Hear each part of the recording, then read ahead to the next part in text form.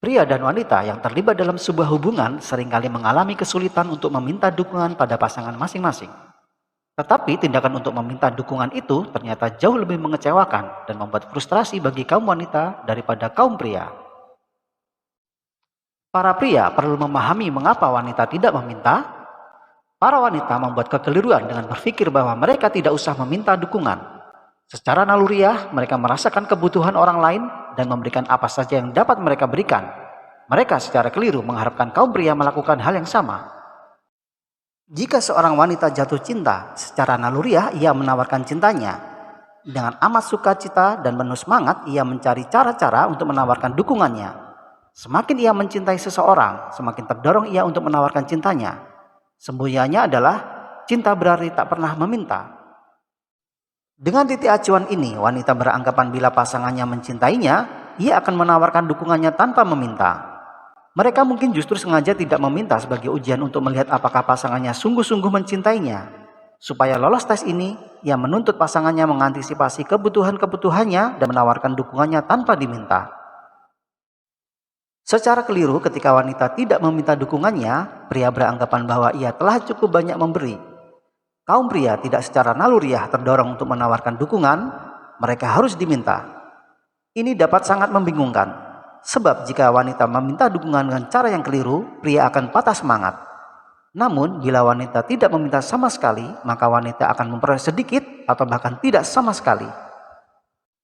Ketika awal hubungan, bila wanita tidak memperoleh dukungan yang dibutuhkannya, ia akan menganggap si pria tidak memberi karena tidak mempunyai apa-apa lagi untuk diberikan.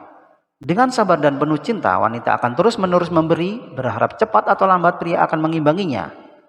Berbeda dengan wanita, pria akan beranggapan bahwa ia telah memberikan dengan cukup karena mereka melihat wanita terus-menerus memberi kepadanya. Pria tidak menyadari bahwa wanita berharap ia membalasnya.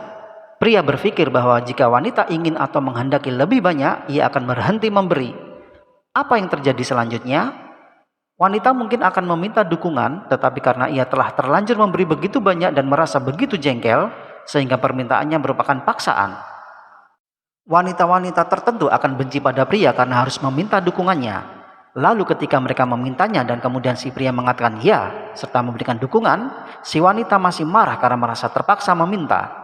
Dalam pikirannya ia berkata, kalau harus meminta, dukungan itu tidak kuhitung. Kaum pria tidak suka dengan tuntutan dan kebencian. Meski pada awalnya bersedia memberikan dukungan, rasa marah atau tuntutan-tuntutan wanita akan membuat pria mengatakan tidak. Tuntutan-tuntutan itu akan membuatnya patah semangat. Peluang wanita untuk memperoleh dukungan pria sangat berkurang seiring bila permintaannya menjadi sebuah tuntutan. Pola ini membuat hubungan antara wanita dan pria menjadi sangat sulit. Bagi wanita yang tidak memahami situasi tersebut, ini akan menjadi rumit dan pelik. Meski demikian, kesulitan ini dapat dipecahkan.